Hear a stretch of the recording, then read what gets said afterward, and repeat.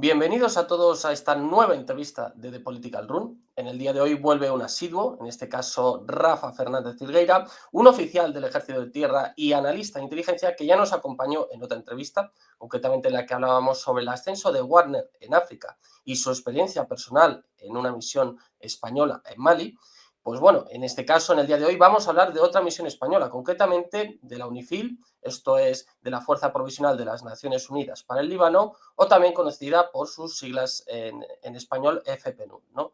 Muchos la conoceréis por UNIFIL, que son las siglas en inglés, pero bueno, en español sería FPNUL, que también podéis haberlas oído.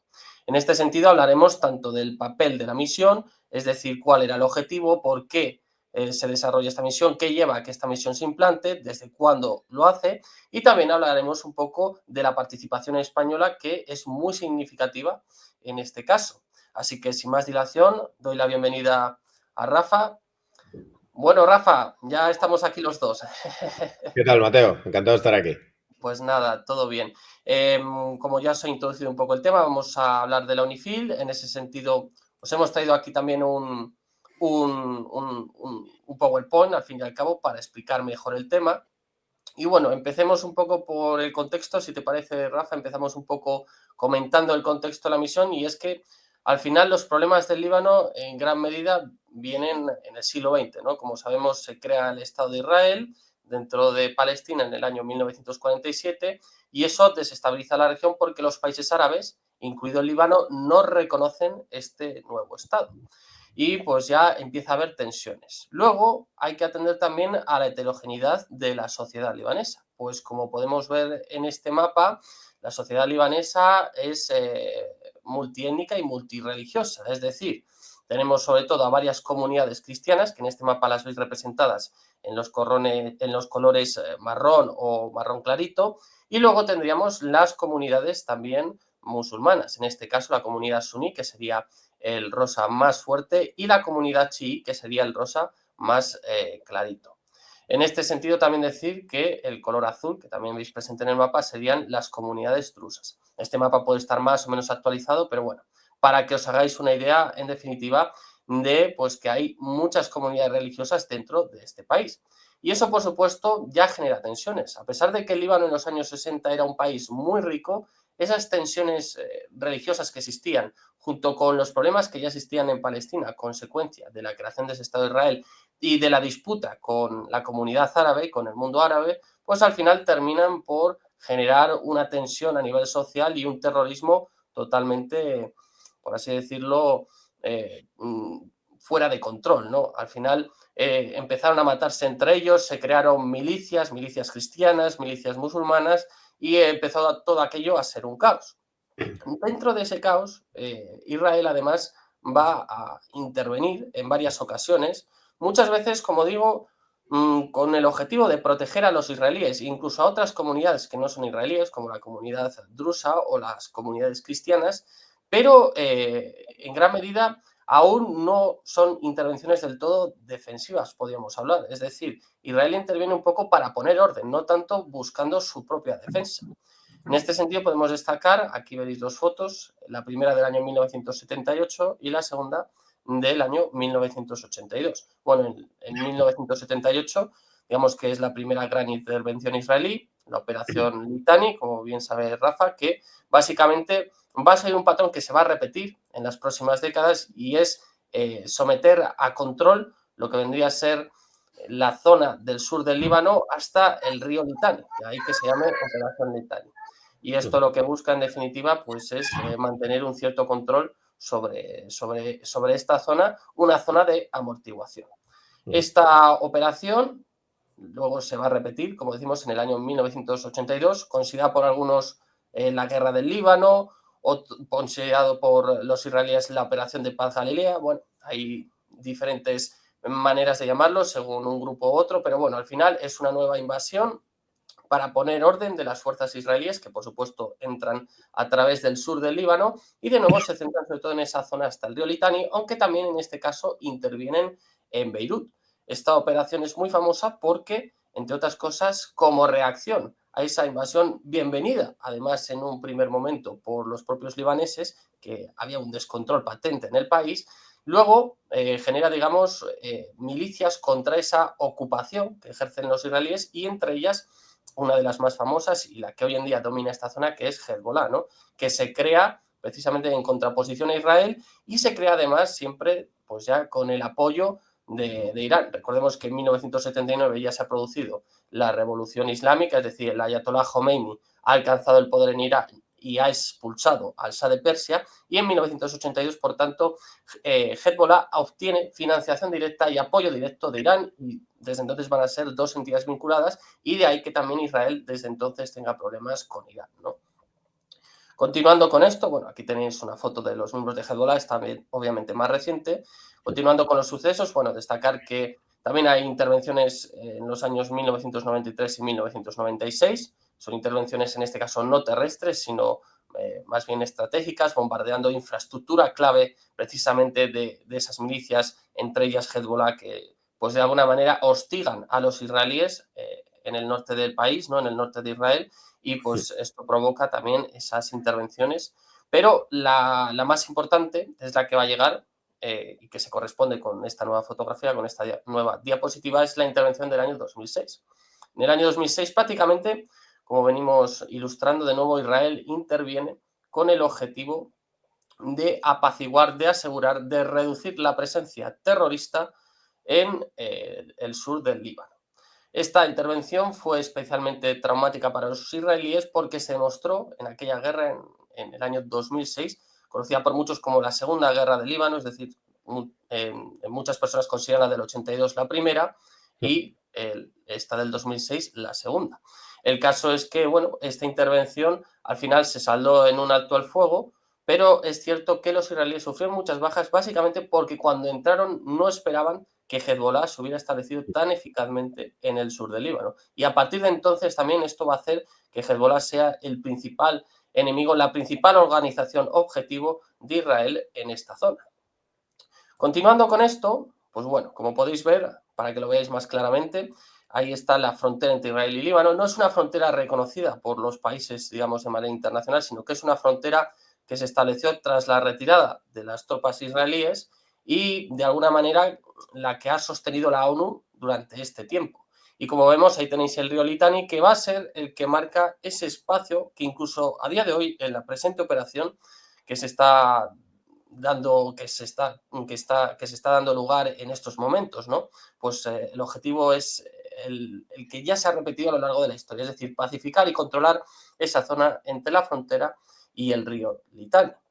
Lo que nos lleva, por tanto, al tema de hoy, al tema de la UNIFIL, al tema de la FPNUL, con el que en el que vamos a charlar con Rafa. ¿Cuándo se crea la UNIFIL? Pues bueno, la UNIFIL se crea ya en el año 1978, es decir, tras la primera guerra ya se hace patente necesaria esta misión.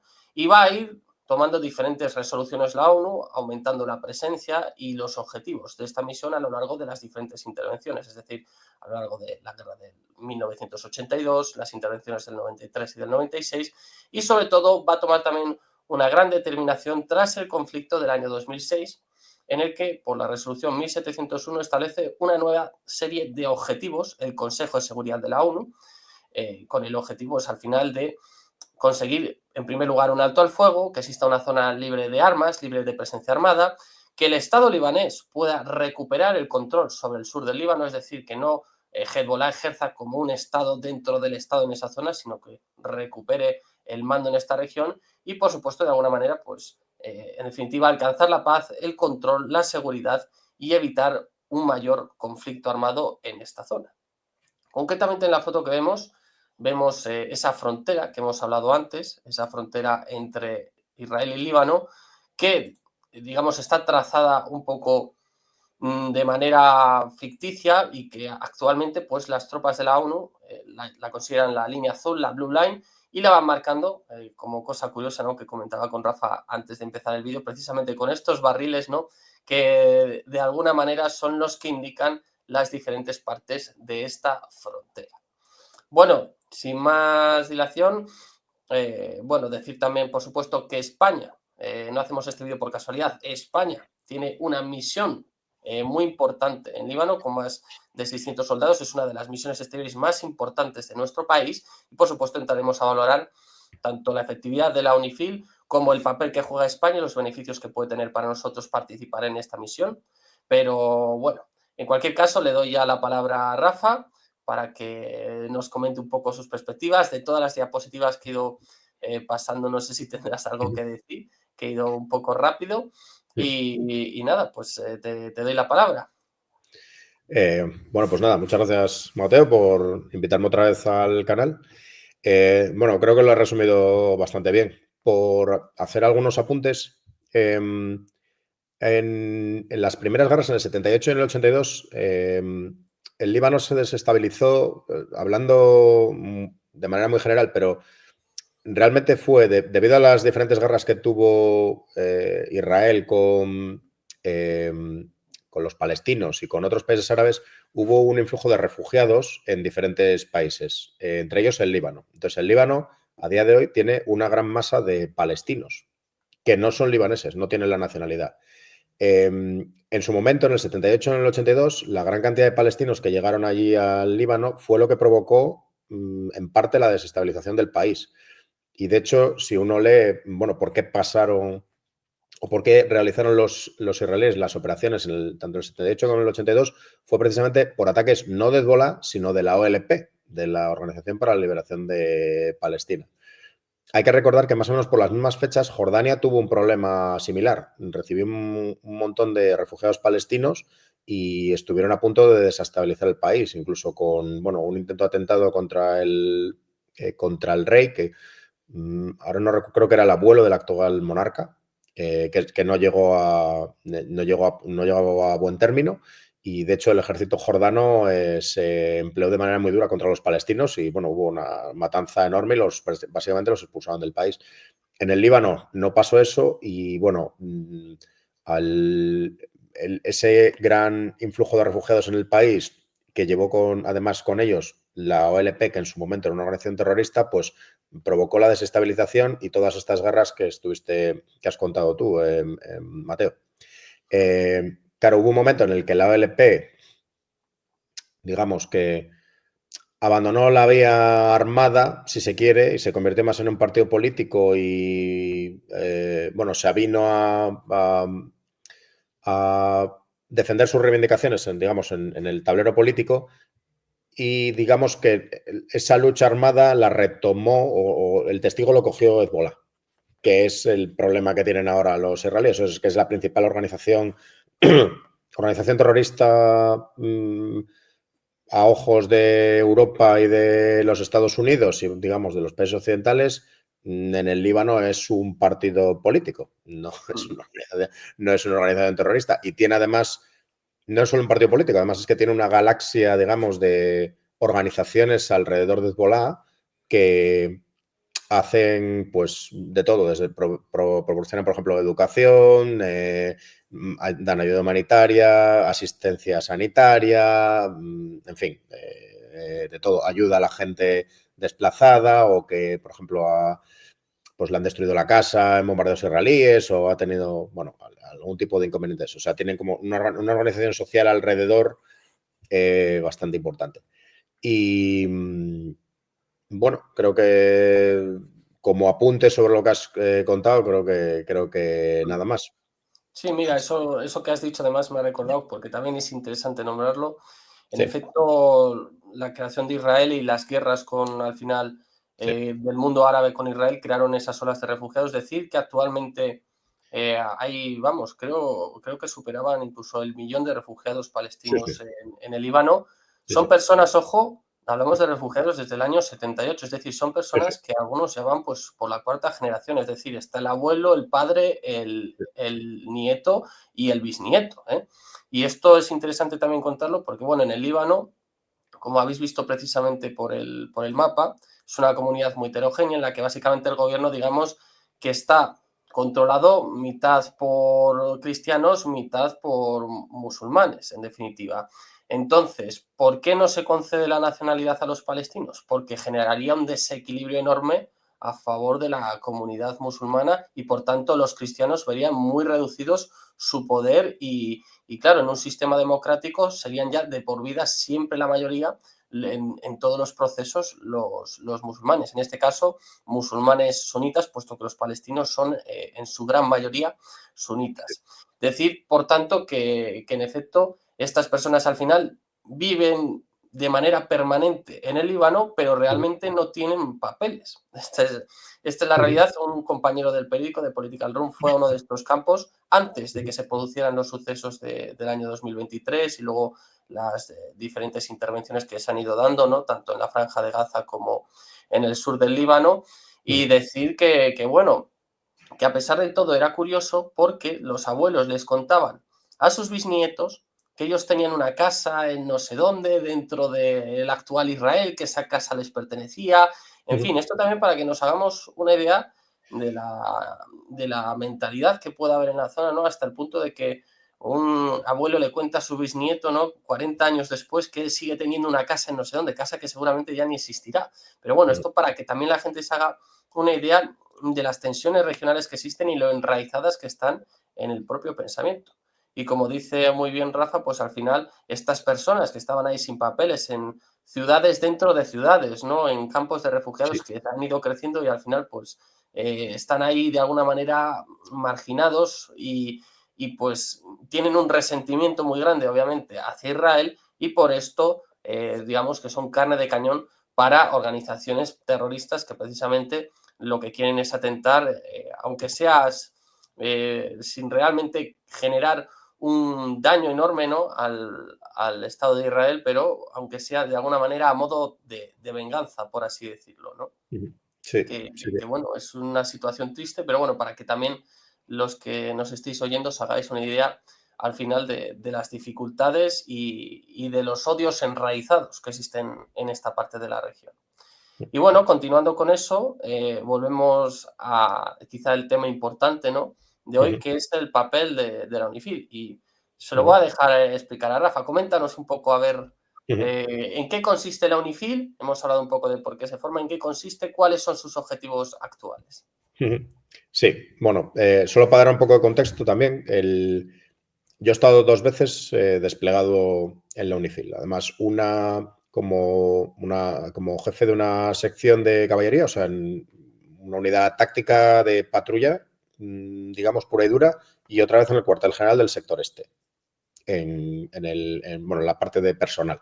Entonces, bueno, tengo una visión, digamos, desde el punto de vista del patrullero, si se quiere, del soldado que está patrullando la Blue Line y patrullando la zona, y desde un punto de vista un poco más alto, desde cuartel general del sector este.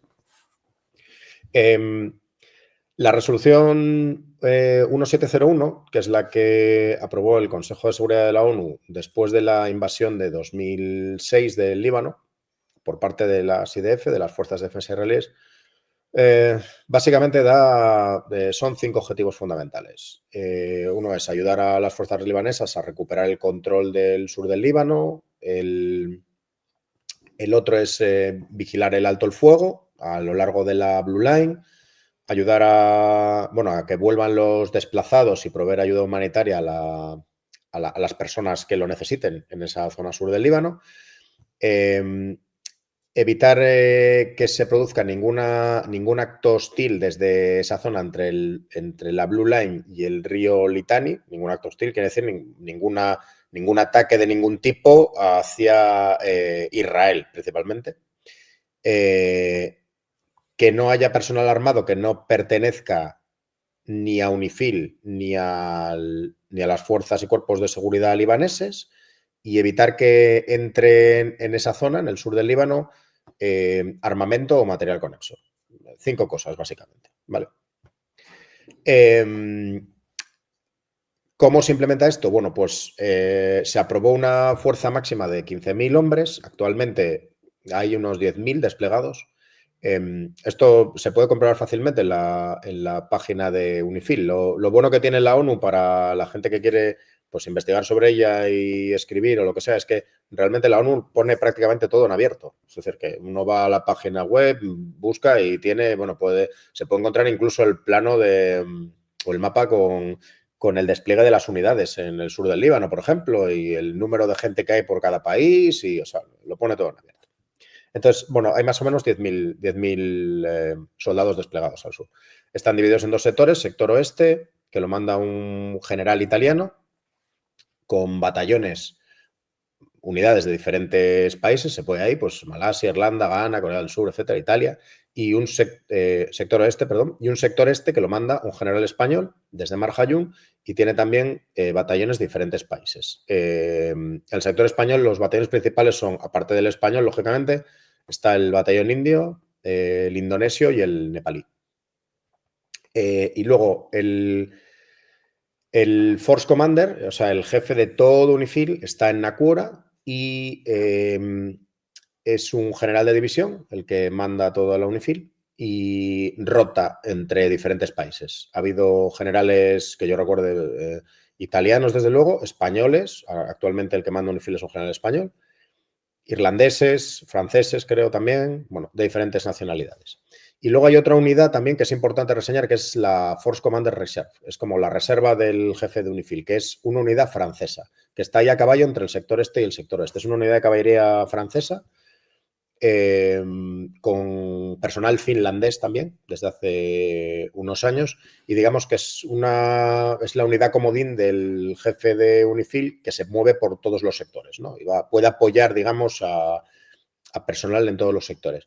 En su momento, en 2009, por ejemplo, que es cuando estuve yo por primera vez y tal, esta unidad tenía incluso carros de combate. O sea, habían desplegado, había una sección de Leclerc allí.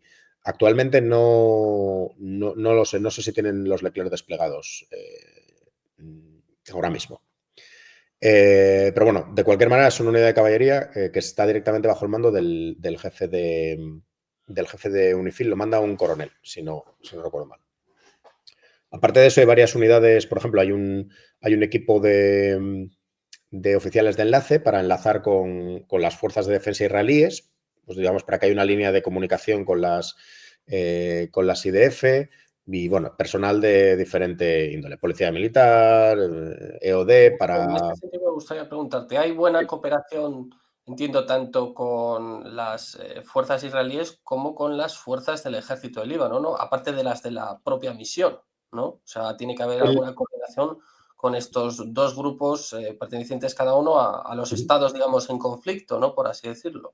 Sí, es muy buena pregunta y la respuesta es que las fuerzas israelíes solo las vemos a través de la valla de la Blue Line. Es decir, ¿hay cooperación con las fuerzas libanesas? Sí, de hecho se hacen patrullas conjuntas con las fuerzas libanesas.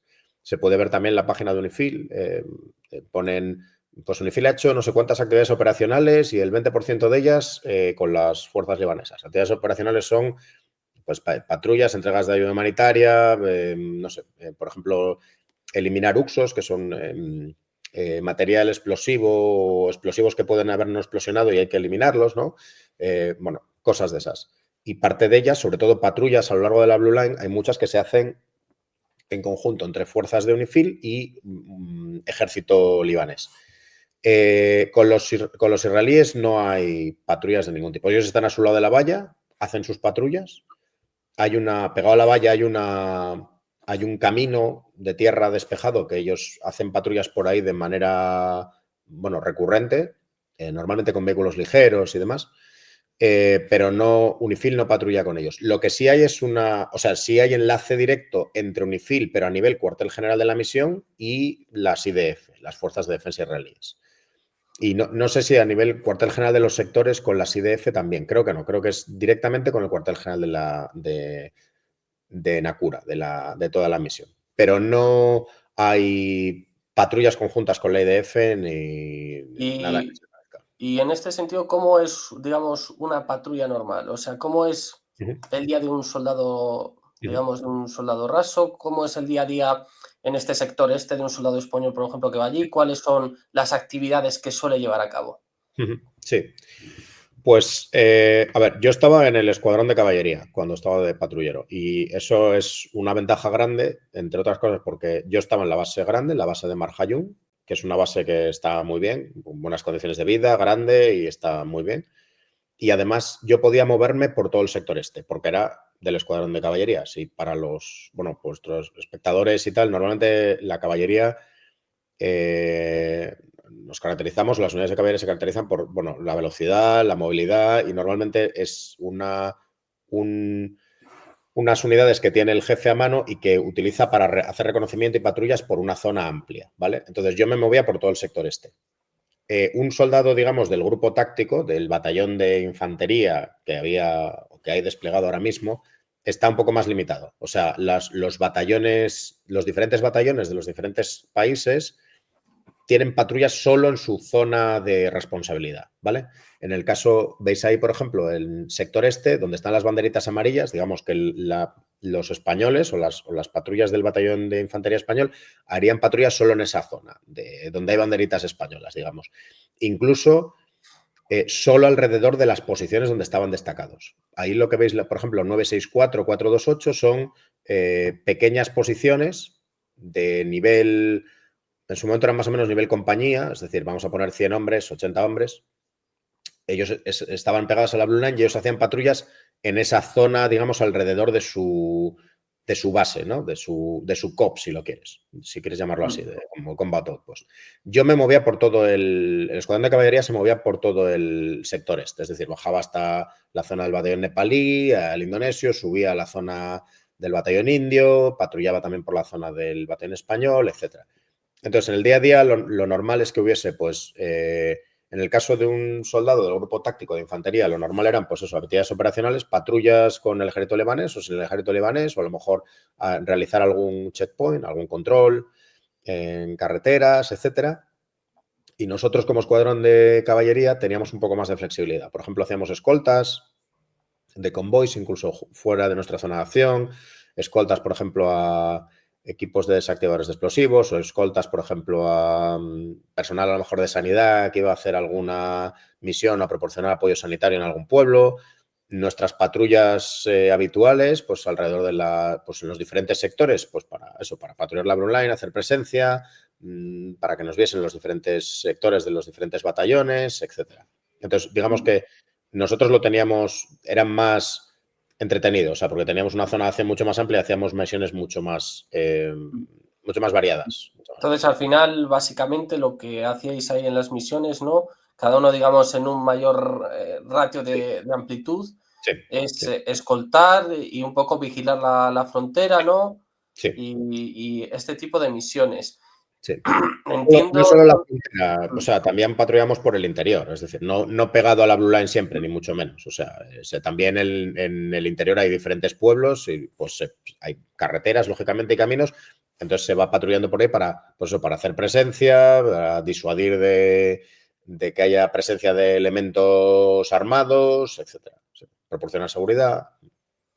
Y en este sentido, fuera de estas actividades, o sea, bueno, esto me imagino que era con el objetivo de, bueno, mostrar presencia, dar seguridad. La gente, los propios habitantes, los propios ciudadanos de esta zona, ¿cómo recibían esa presencia de la UNIFIL? ¿Era bien recibida o molestaba ver a los soldados de UNIFIL? ¿O en general la percepción era positiva o negativa, digamos, de los locales? A ver, es un poco difícil de evaluar, quizás, ¿vale? Yo tenía contacto con libaneses de diferente índole, porque, bueno, de hecho, estuve también en el programa Cervantes, que es un programa de cooperación en el que se dan clases de español, ¿no? A libaneses y tal, que quieren recibir esas clases, y se dan en diferentes sitios, ¿no? Y luego también tenía mi visión como patrullero. En general, yo creo que, por ejemplo, la parte de donde está la base española, que es Mar Hayun, que son mayoritariamente cristianos maronitas, aunque hay de otras confesiones, ¿no? Bueno, en el Líbano hay un totum revolutum ahí, creo que leí en algún sitio que creo que había como 14 confesiones diferentes o sea, tanto musulmanes como cristianos, como drusos, o sea, bueno. Pero bueno, básicamente las comunidades cristianas en general, ellos están contentos de que estemos allí y que se patrulle y demás.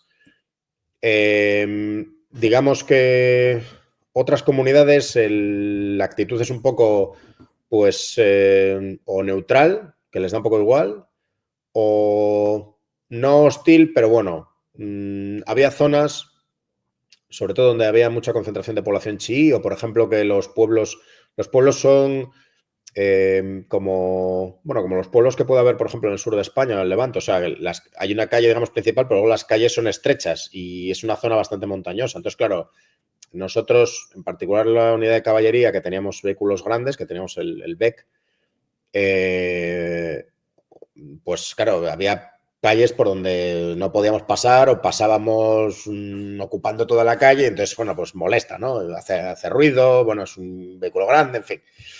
Entonces, bueno, había zonas donde, bueno, era mejor no patrullar o directamente nos decían, mira, pues procurar no pasar por aquí porque, bueno, el alcalde ha protestado o la gente prefiere que no paséis o demás.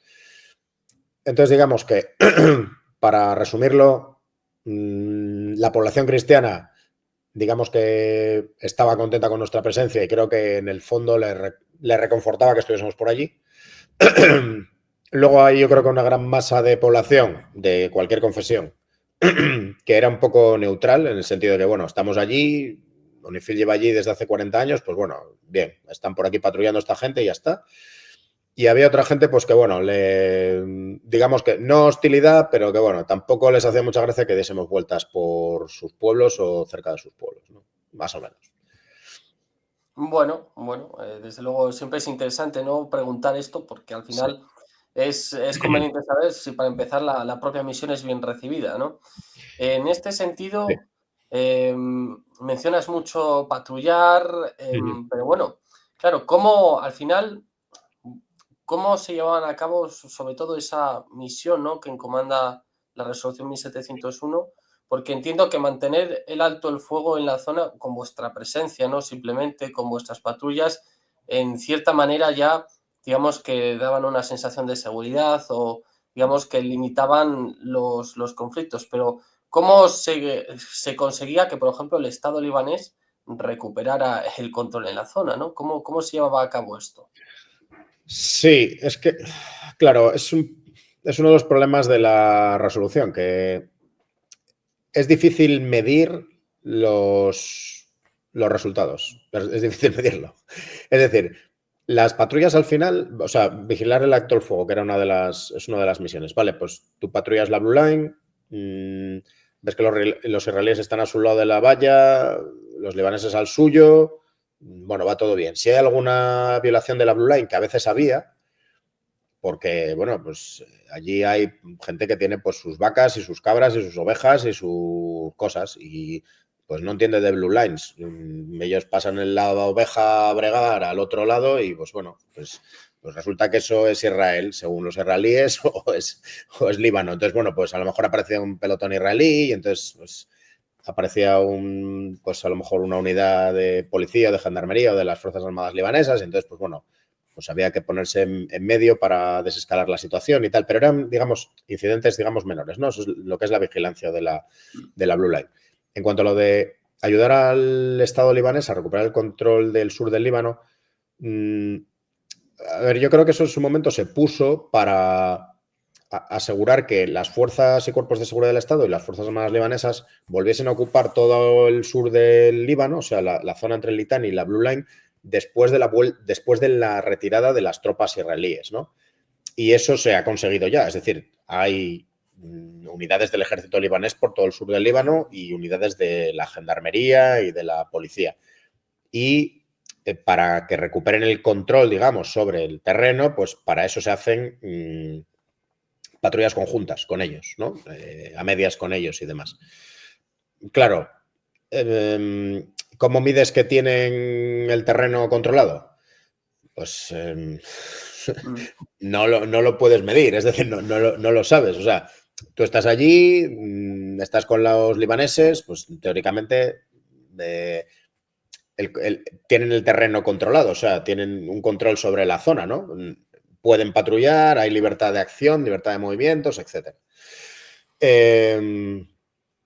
Entonces, bueno, es complicado de medir. Teóricamente, tienen el control sobre el sur del Líbano. O sea, porque realmente las Fuerzas Armadas libanesas y las Fuerzas del Cuerpo de Seguridad del Estado están allí desplegadas.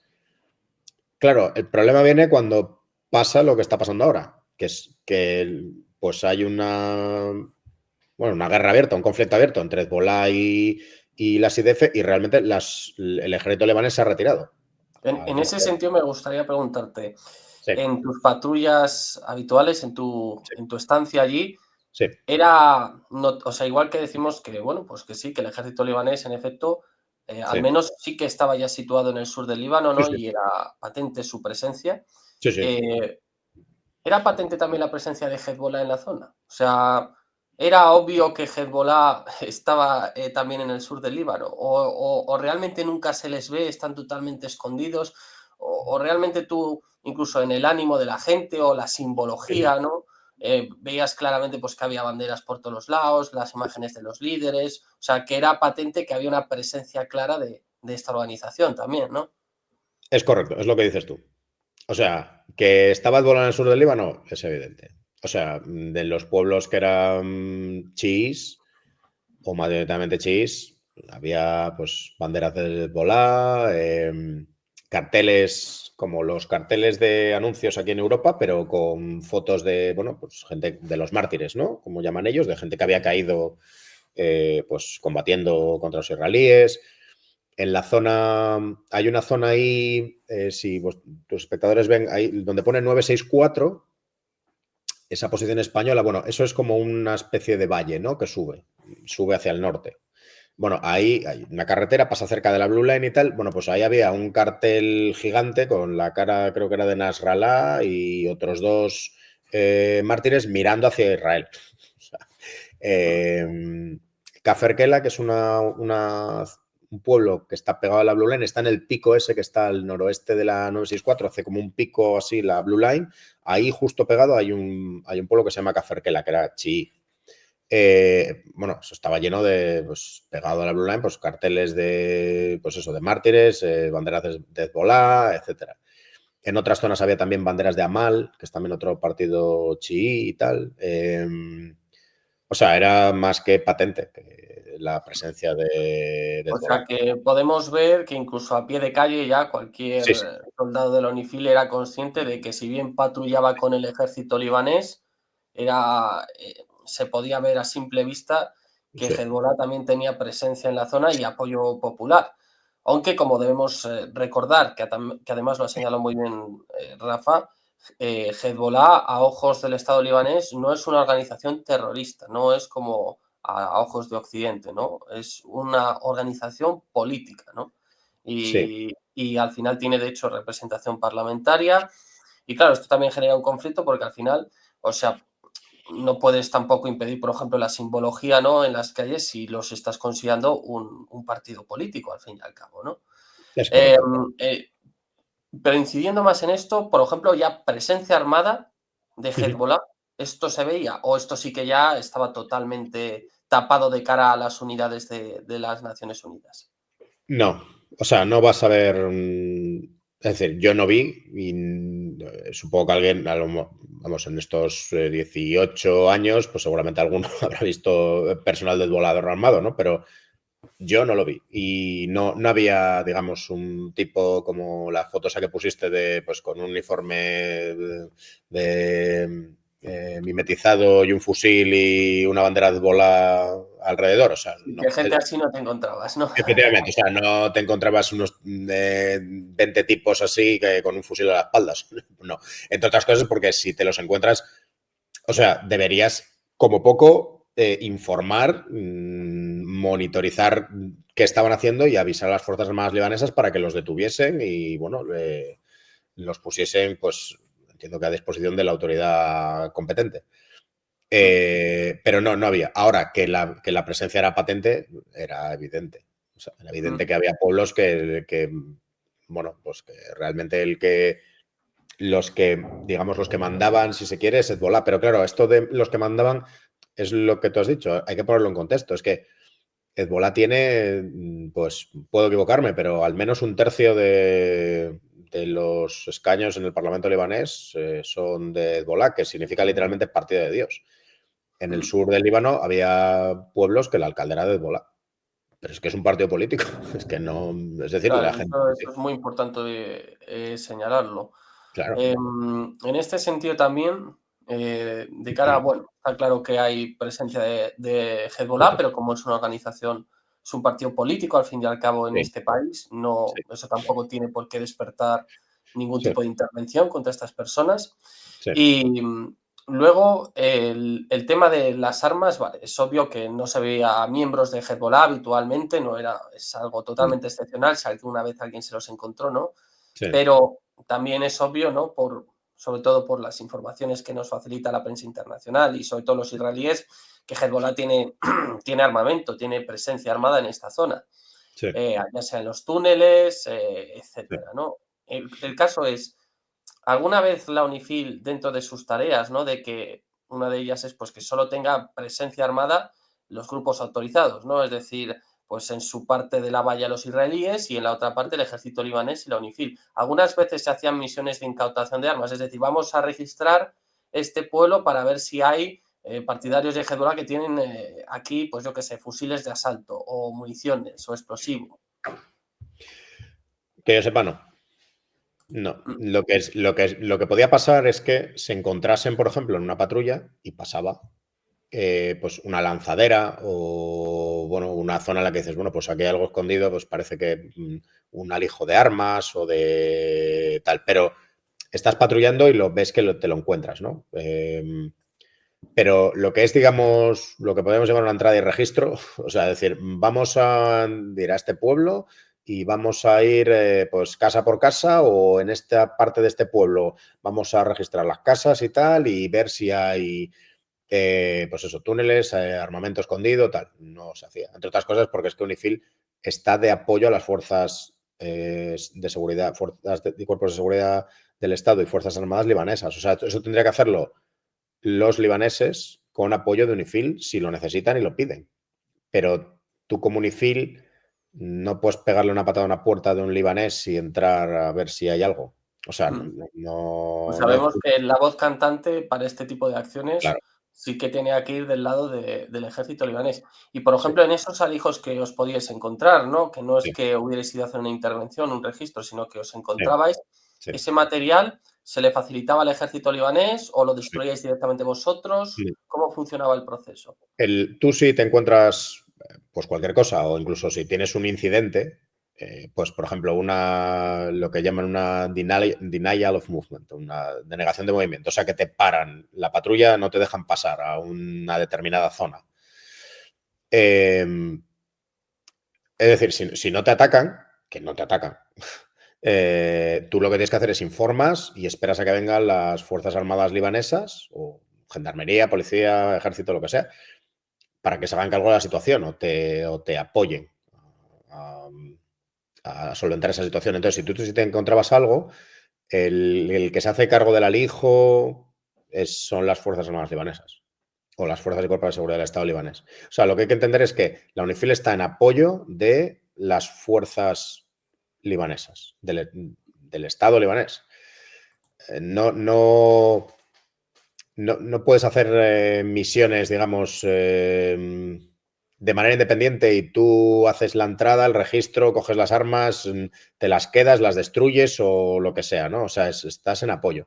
De hecho, el subsecretario para misiones internacionales, que ha estado visitando el Líbano estos días, creo que llegó el viernes, puede ser viernes el fin de semana y tal, Lacroix se llama, Jean-Pierre Lacroix, creo, es un francés, dijo claramente que, en unas declaraciones de hace un par de días o algo así, dijo claramente claro, que UNIFIL estaba para apoyar a las fuerzas y cuerpos de seguridad del Estado, Fuerzas Armadas libanesas, y Mm, que la responsabilidad de que la principal responsabilidad de que la resolución 1701 se cumpliese estaba en las dos partes que están implicadas en este conflicto. En principio, de un lado, el Estado libanés y de otro, el Estado israelí.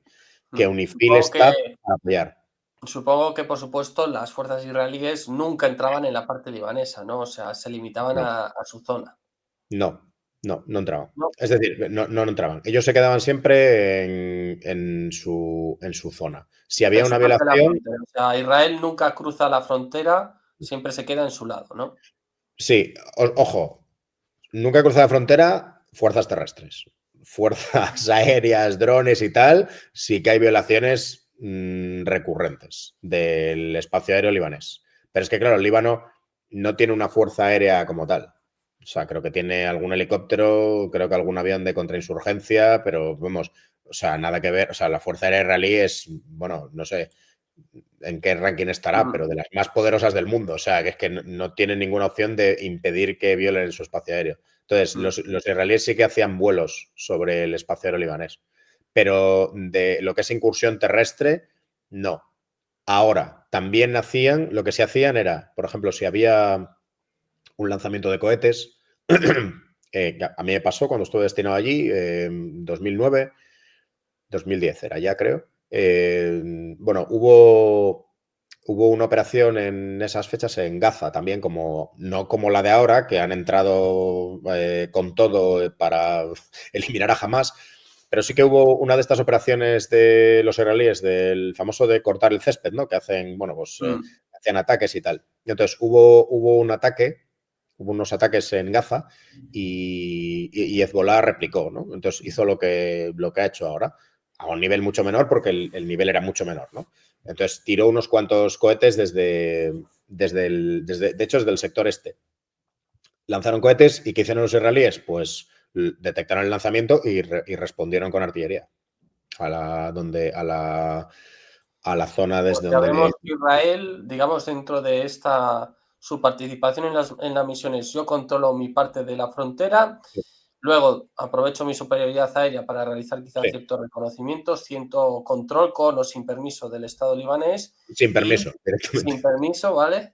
Y luego, si recibo, por ejemplo, cohetes desde el sur del Líbano, analizo la posición y bombardeo.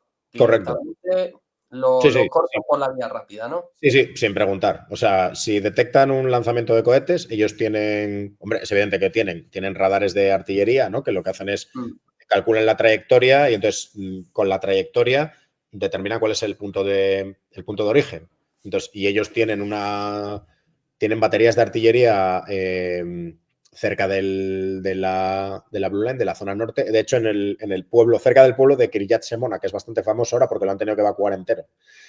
Y es un pueblo grande, es decir, puede tener, no sé, 40.000 habitantes, 50, o sea, es una ciudad pequeña, ¿no? Un pueblo grande. Y Sí. tenían baterías de artillería, de ATPs de 155, determinaban y los tenían en alerta 24/7. O sea, creo que de hecho, si no recuerdo mal, había el tiempo de respuesta, también se puede ver por ahí en fuentes abiertas, no es tampoco nada, nada secreto. Creo que tenían un tiempo de respuesta como de, no sé si eran 15 o 20 minutos o algo así. Claro, que es mucho, es decir, que hay que tener en cuenta que es muy corto, digamos. O sea, hay que tener en cuenta que están todo el año y ellos, según detectan que salga el cohete, a los 15-20 minutos caen cuatro disparos de artillería en la zona de la que salió el cohete, de 155 milímetros. Y cuando yo estuve allí pasó y lo hicieron. O sea, Mm. dispararon Y y en este sí. sentido, si podemos decir que, digamos, a la hora de actuar, Israel no tenía muy en cuenta al Estado libanés, sí que os tenía en cuenta a vosotros, es decir, la UNIFIL le informaba o si la UNIFIL decía algo, ellos se lo pensaban más. Ese respeto, digamos, sí existía por la misión de las Naciones Unidas o bueno, mientras, digamos, que no os afectara a vosotros, ellos hacían lo suyo con o sin permiso y ya estaba. A ver, yo no lo sé de primera mano, esto no te lo puedo responder de primera mano. Lo que sí sé es que, por ejemplo, las respuestas estas artilleras, ellos responden directamente. Y hay enlace con el cuartel general de UNIFIL, ¿eh? O sea, ya te digo que hay como se reúnen, hay como una comisión y se reúnen, digamos, por un lado las Fuerzas Armadas libanesas, por otro la IDF y por otro la UNIFIL y tal, para, bueno, pues, tratar diferentes temas, ¿no? Y entonces que hay enlace directo. Pero yo creo que ellos, o sea, los israelíes, si ven que la seguridad está amenazada, ellos primero actúan Mm. y luego ya informan. De hecho, bueno, tristemente hace unos años, un soldado español en la posición, creo que además en la 964, o sea que está ahí, falleció porque le cayó un disparo de artillería en la torre de vigilancia en la que estaba, Mm. israelí. Y, Y en la guerra del 2006, creo recordar, hubo algún ataque contra fuerzas o sea, contra cascos azules, cuando entraron en el sur del Líbano, creo que indios. Y ahora en esta última operación que están llevando a cabo, en Flechas del Norte, ha habido algún incidente también. Bueno, dispararon contra una posición indonesia. De hecho, sale también se puede ver en YouTube. El hombre Lacroix, visitó la posición indonesia y tal, y aparentemente un carro de combate disparó contra una torre de vigilancia en una posición indonesia que era de cemento, estaba hecha de cemento, la torre de vigilancia, y dejó vamos, no la destruyó, pero está el impacto. Y han disparado también, por lo visto, dispararon también, por lo visto, contra el cuartel general de la misión en Nakura, contra era un taller, creo, un taller de vehículos pesados y tal, y dos cascos azules austriacos quedaron heridos y tal. Entonces, yo la impresión que tengo, y creo que los hechos me dan la razón, es que los israelíes, en cuanto a lo que son operaciones militares y en su seguridad, primero disparan y luego ya informan si tienen que informar o piden perdón si tienen que pedirlo. Pero En este sentido también, por ir un poco cerrando esta parte sí, de la entrevista, sí, podemos, digamos que de alguna manera viene a concluir, ¿no? Que al final esta misión, digamos que entre sus objetivos, pues sí queda una cierta vigilancia, una cierta patrulla y sí, seguridad. sí, Es, por supuesto, la ayuda humanitaria, ¿no? Todas las sí, misiones sí, de Naciones Unidas yo sí, creo que cumplen sí, sobradamente con esta función y en este caso no es menos, ¿no? La sí, ayuda a los desplazados o a las necesidades, dar también cursos, impartir formación, ¿no? Todo eso se cumplía, pero hay un problema de base. Para empezar, el hecho de que Hezbollah está presente en la zona, pero a la vez eso no es del todo, digamos, no supone un conflicto o una ilegalidad porque es un partido político.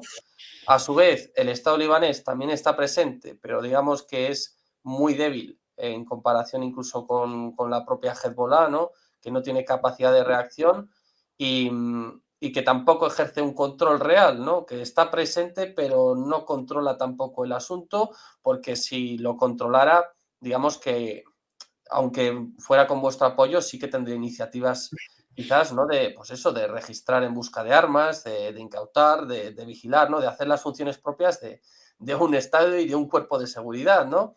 De sí, recuperar una zona, pero no porque quizás entre que Hezbollah es realmente un partido político a sus ojos y tiene ya una influencia a nivel de todo el Líbano, ¿no? No solo del sur del Líbano, sí. y que además, pues las fuerzas del Líbano, digamos que son reducidas y quizá tampoco son las mejor capacitadas, pues bueno, no hay, digamos, ni ánimo de hacerlo, ni capacidad para hacerlo, ¿no? Por así decirlo. Sí, sí, resumiendo, creo que va por ahí. Es decir, Hezbollah está reconocido como el actor no estatal más poderoso del mundo, creo.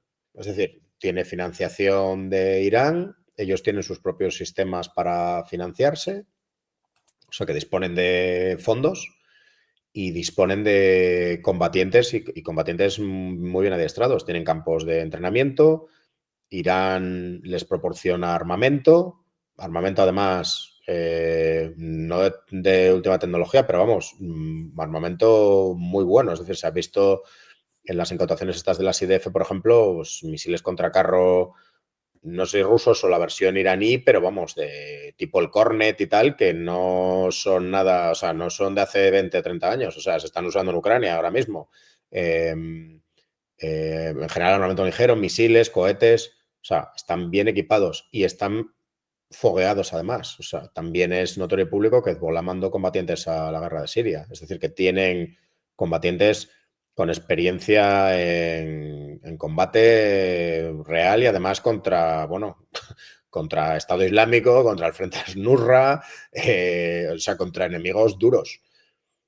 Claro, el ejército libanés es lo que es. O sea, está peor equipado, no tiene esas tropas fogueadas y tiene unidades buenas. Yo no, la división que está en el sur del Líbano, pues bueno, tiene el equipo que tiene, no, por lo menos yo cuando estuve, no parecía demasiado operativa, pero sí que despliegan puntualmente, por ejemplo, algún otro, creo recuerdo uno que se llama el Quinto Regimiento de Intervención, algo así. Yo los vi desplegados en el sur del Líbano y bien, o sea, mucho mejor equipo, o sea, chalecos portaplacas, buen armamento, ópticas, les veía que estaban bien adiestrados y demás, pero aún así, claro, no es, no creo que se puedan comparar con, con la capacidad que tiene Hezbollah. Entonces, claro, están limitados. Al final tienen un Estado dentro del Estado que además es parte del Estado. Entonces, es una situación difícil de solventar. Sí. En este sentido, que por cierto no te lo he preguntado, desde tu percepción, por supuesto, Sí, sí. em, ¿la relación actual entre las diferentes comunidades del sur del Líbano es buena? Es decir, igual que decíamos que las diferentes comunidades reaccionaban Sí.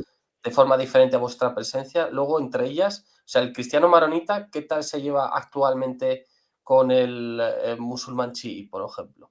¿Se llevan bien, se llevan mal, se toleran? Eh, ¿Hay relación siquiera entre esas comunidades o viven como apartadas? Vamos a ver, yo la percepción que tengo es que se toleran y tienen relaciones, porque al final, es decir, lo que tiene que entender también la gente es que son todos árabes. O sea, árabe no es una religión, árabe es bueno, una cultura, digamos, ¿no? O sea, todos hablan árabe, todos son étnicamente iguales, no hay una diferencia. Uno pone al lado un cristiano maronita, un chií, un suní y un druso y son iguales, no hay diferencia apreciable étnicamente de ningún tipo, hablan árabe todos, la diferencia es la religión.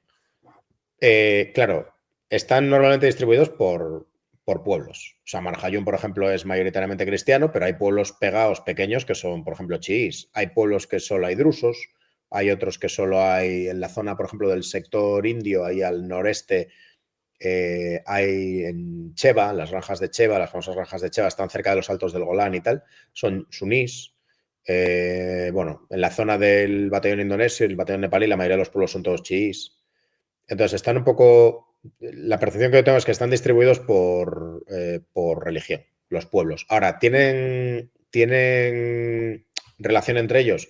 Yo estoy seguro que sí, porque al final el sur del Líbano, que tampoco se piense la gente que es como un campo de batalla, es decir, bueno, ahora sí es un campo de batalla. Ahora sí es un campo de batalla y están bombardeando y están atacando. Ahora es un campo de batalla. Pero hace 2 años, un año, eh, es decir, bueno, hace un año no, porque empezó la invasión israelí y ya se empezó a ir la gente. Pero vamos, hace 2 años, es decir, uno podía ir con un coche por allí y había pues gasolineras, supermercados, peluquerías, no sé, panaderías y de todo. Y la gente pues hacía su vida, tenía sus negocios y bares, etcétera. Y lógicamente pues hay relación entre unos y otros. Pero sí que es verdad que hay pueblos mayoritariamente chiíes, mayoritariamente drusos, mayoritariamente no católicos cristianos, etcétera. Sí. Entonces, mi percepción es que se toleran, porque además hablando con algunos, ellos no te. Es decir, tienen confianza contigo y hablan contigo normal y demás, pero tampoco sacan el tema de la religión a colación si no lo tocas tú. Pero sí que alguna vez hablando con alguno, pues sí que se le escapa un poco, tipo, pues nosotros somos cristianos y sin embargo pues, se les da no sé qué ayuda a esta gente que es chií y estos chiís lo único que hacen es pedir y tal. Es decir, sí que hay, si quieres, esa desconfianza o Mm. ¿no? entre Mm, comunidades. Sí, sí, Igual que dices que a pesar de todo, digamos, el nexo de unión es que todos pertenecen a la comunidad árabe, al mundo árabe, sí, sí, sí. en este sentido, ¿se consideran todos libaneses también? O sea, sí que Sí, tienen un sí. concepto de Estado fuerte, a pesar de que incluso aunque uno sea partidario de Hezbollah, yo soy libanés. Eso lo tienen claro, el concepto de Estado. Yo lo que vi es que sí. Es decir, ellos son libaneses. Incluso entre los cristianos, los israelíes, bueno, es decir, yo cuando estuve allí, ellos tenían claro que tarde o temprano iba a haber algún tipo de intervención israelí. O sea que iba a tardar más o menos, pero que algo iba a haber. Y ellos sí se consideran libaneses. Sí, sí se consideran libaneses. No, o sea, yo soy cristiano, yo soy chií, yo soy tal, pero soy libanés. Y de hecho ellos hablaban mucho, por ejemplo, de la diáspora libanesa por el mundo. O sea, hay más libaneses fuera del Líbano que dentro del Líbano. O sea, hay muchísimos libaneses en Sudamérica, por ejemplo. De hecho, Hezbollah está en algún país sudamericano, está implantada. Hay muchos libaneses pues, en Brasil, en Uruguay, en Paraguay, en Colombia, México, Estados Unidos, Canadá, Australia, muchísimos. Y sí se consideran libaneses. Y luego al final bueno, es curioso de ver. Voy a contar una anécdota, por ejemplo. La última misión que estuve, en el 2016, se celebró una carrera en Nakura, ¿vale? Y nos invitaron por si quería ir, pues iba para allá a correr una carrera de 10 kilómetros. Y estaba también abierto a personas, bueno, a personal civil, libanés.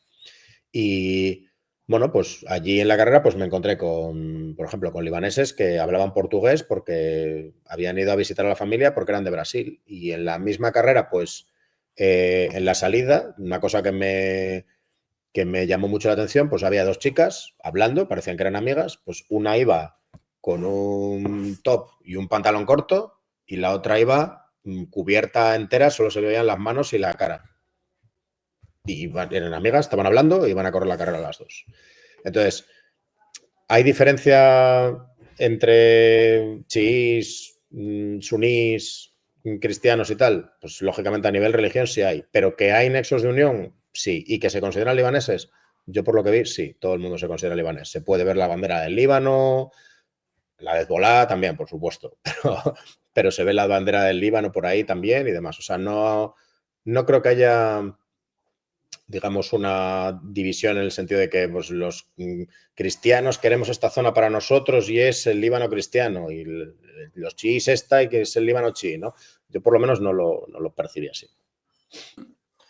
Y bueno, de cara entrando ya, digamos, en la parte final de la entrevista, el papel de España, Sí. ¿qué hacemos allí? ¿Qué beneficios tiene para nosotros? Tenemos un papel importante. A nivel internacional, nuestra participación en esta misión es reconocido, nos da prestigio. ¿Cuáles un poco las funciones y los beneficios de nuestro papel en esta misión? A ver, papel importante, desde luego, en la misión lo tenemos, indudablemente, porque, es decir, hay dos sectores y uno de ellos lo manda un general de brigada español y tiene bajo su mando, pues, diferentes batallones de otros países. Y cíclicamente también manda toda la UNIFIL, como ahora mismo, ¿no? Un general de división que pone además personal para el cuartel general, etcétera. Entonces, a nivel misión que tenemos, digamos, prestigio, que las tropas españolas están consideradas y tal, yo creo que sí. Y yo creo que, bueno, la profesionalidad en general de las tropas españolas es, bueno, está allí por lo menos y en otras misiones creo que está constatada. ¿Qué beneficios obtenemos de la misión? Eso es complicado de evaluar. Yo no sabría decirlo. Es decir, ¿que da beneficios a nivel político? Bueno, yo creo que indudablemente debe darlos. Pero claro, los encargados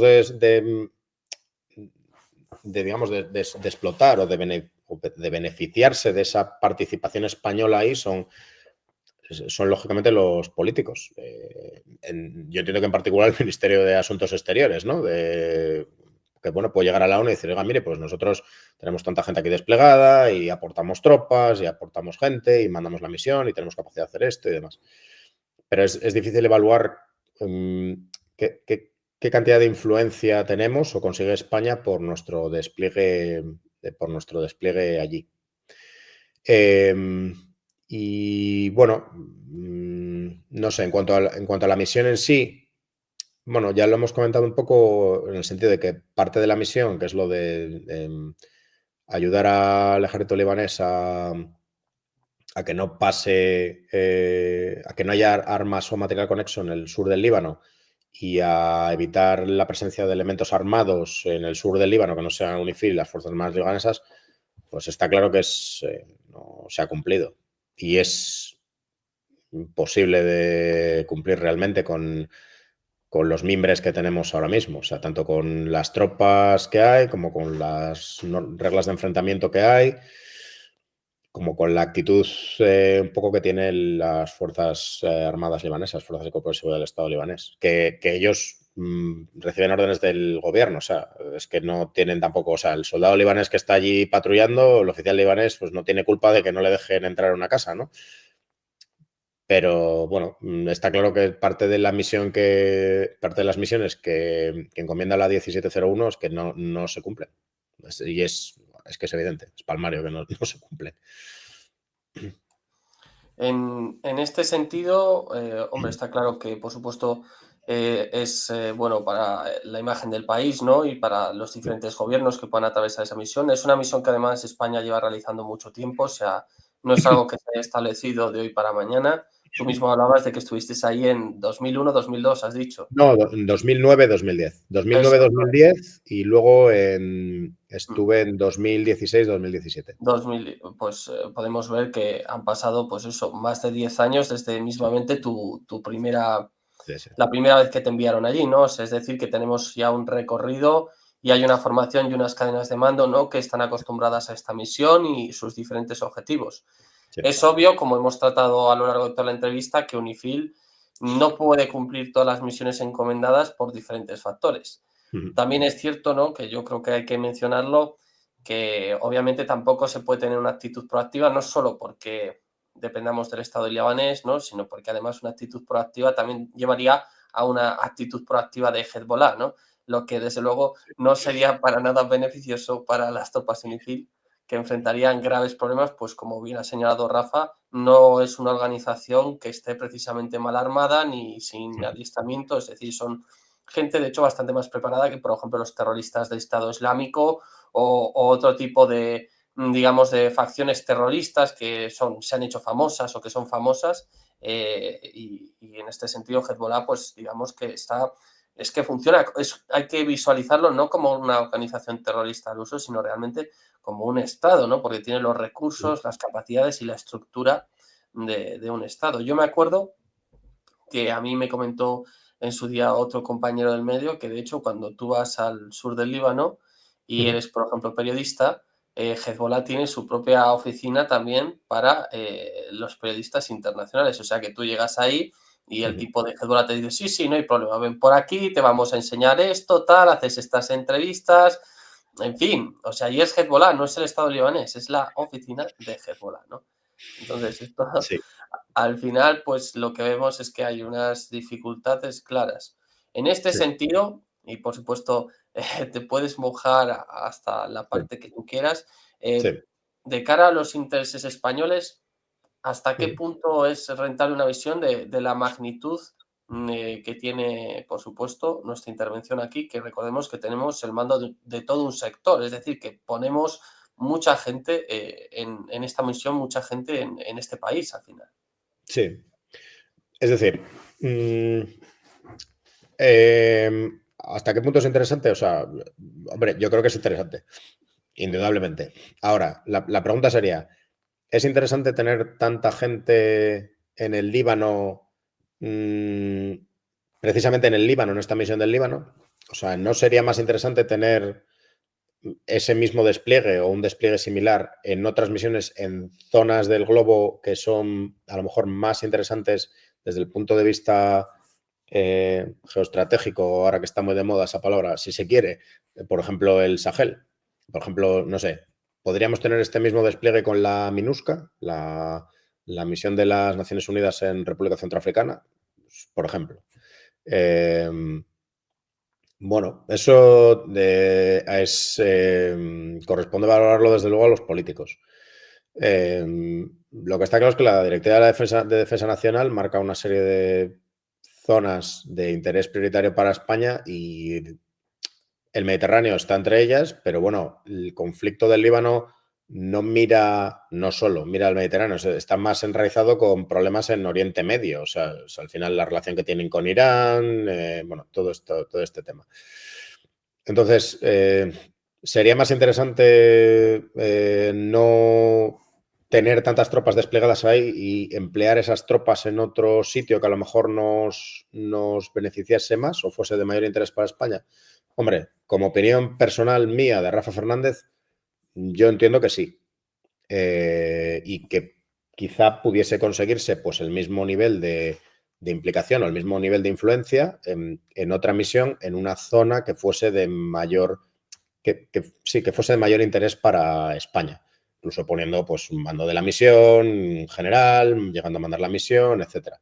La MINUSCA, por ejemplo, pongo la MINUSCA, no estoy diciendo que nos vayamos de Líbano y nos vayamos a República Centroafricana, porque a lo mejor no interesa, pero la MINUSCA tiene también un general de división, creo que es el que la manda, hay un segundo jefe que es un general de brigada, hay tropas desplegadas sobre el terreno, parte de esas tropas además son un grupo táctico, por ejemplo, es portugués, que son nuestros primos, por no decir hermanos de aquí al lado.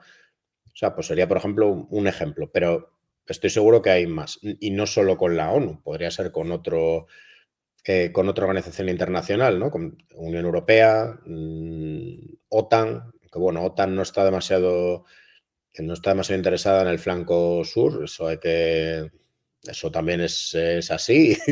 OTAN está, bueno, centrada en otras cosas, ¿no? Pero bueno, quizá, bueno, sería interesante reevaluar un poco la situación, porque al final el número de tropas, o sea, España tenemos las fuerzas más del tamaño que tenemos, es decir, que las capacidades son limitadas, no tenemos capacidades ilimitadas, entonces lo que tenemos hay que emplearlo donde más impacto tenga para nosotros y donde más rédito nos dé.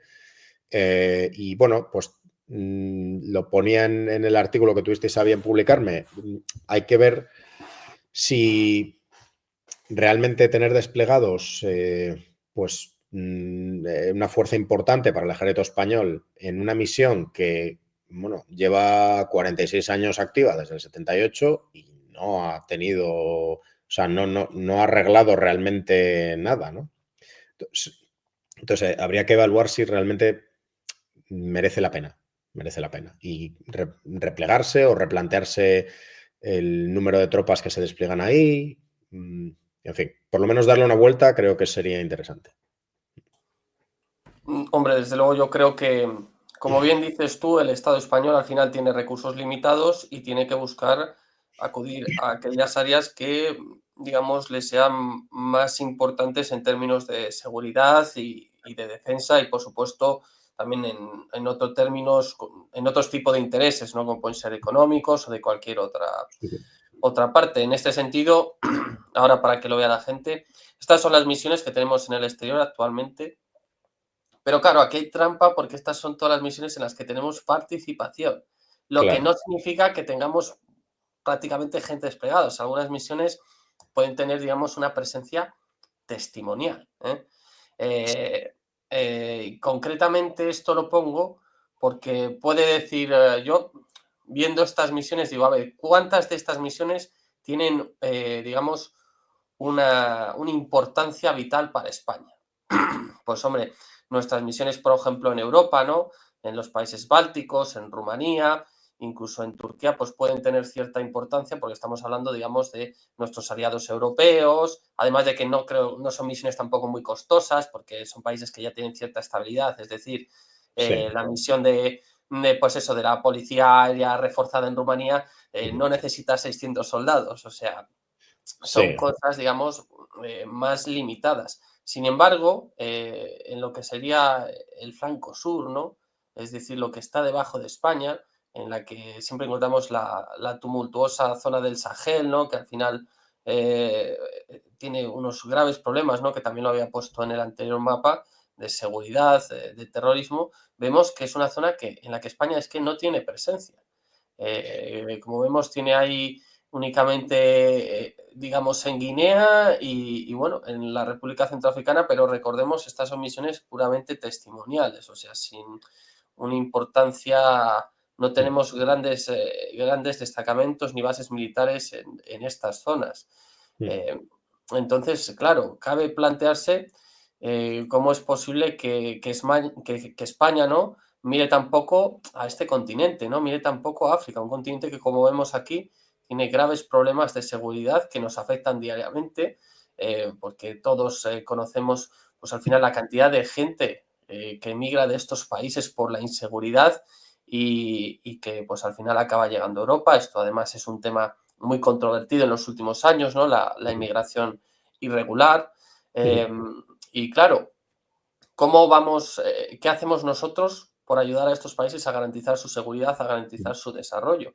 Pues en el caso de España no hacemos nada, porque realmente pues no tenemos misiones en estos países, que también la voy a poner, pues la mayoría de ellos son los que tienen el índice más alto de terrorismo, o sea, lideran en la mayoría de los casos los países con más atentados terroristas al año. Entonces, cabe preguntarse por qué en efecto no se trasladan más misiones a esta zona. Por supuesto está el tema de que montar una misión no es como montar una tienda de camping del quechua del Sí, de caldo, ¿no? Que la tiras y ya sí, listo. sí, sí, Esto no se hace de un día para otro y tiene una serie de complicaciones, ¿no? sí, sí, Eh, sí, Al final esto es algo real, pero bueno, sí que me gustaría que a modo de reflexión, ¿no?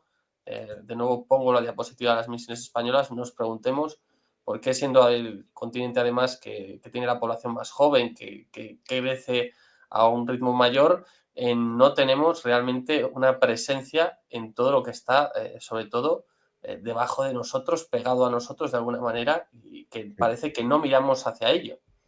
Eh, y bueno, no sé si tienes algo más que añadir. Yo creo que llevamos ya más de una horita, yo creo que hemos hecho una buena entrevista y un buen repaso tanto del Líbano como de la misión, la participación española. No sé sí. si quieres añadir algo más, Rafa. Sí, bueno, quizá como colofón y un pequeño apunte a lo que has comentado tú ahora de las misiones en lo que es en África. Las misiones que marcan ahí, que están marcadas ahí, las EUTM, RCA, Somalia, tal, pues bueno, sí, efectivamente tenemos una presencia testimonial. Es decir, son gente que va normalmente a cuarteles generales y realmente es muy poca gente. Hay que decir también que es verdad que la Guardia Civil tiene misiones en Mauritania, por ejemplo, pero claro, está más orientado al ámbito policial y más de vigilancia, seguridad marítima y demás.